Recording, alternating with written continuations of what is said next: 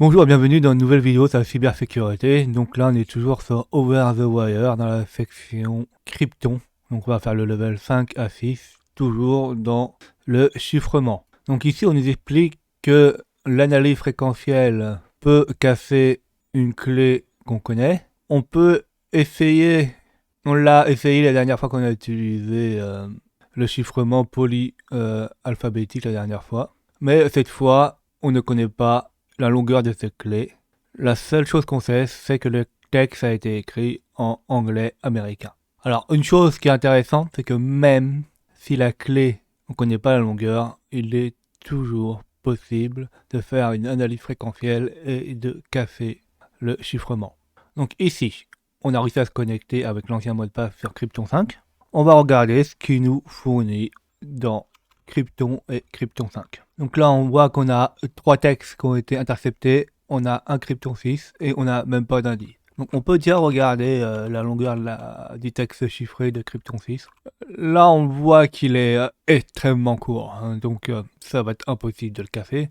Et on va regarder dans Found On si c'est assez long pour le casser. Donc dans Found On, ça a l'air d'être assez long, donc je pense que c'est possible de le casser.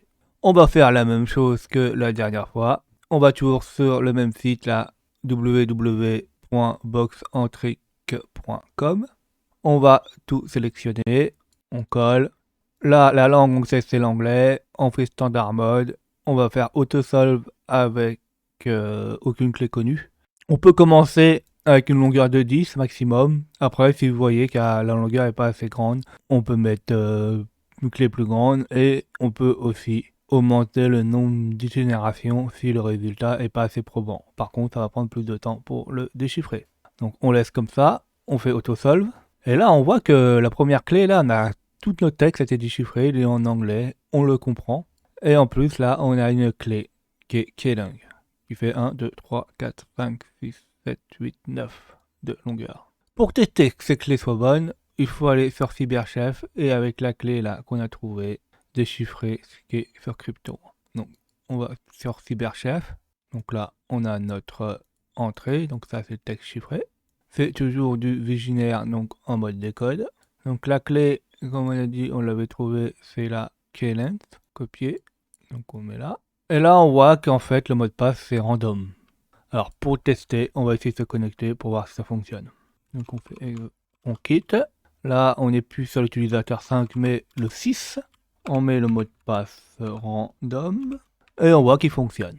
Donc j'espère que vous avez appris plein de choses, hein. Là on a bien vu que même avec une clé inconnue ou une longueur de clé inconnue, on peut toujours faire une attaque analyse fréquentielle, ça fonctionne toujours. Et qu'on a réussi à casser le texte et à récupérer le mot de passe. N'hésitez pas à mettre des commentaires pour que j'ai un retour. Mettez des pouces bleus, abonnez-vous et surtout, n'oubliez pas de cliquer sur la cloche de notification.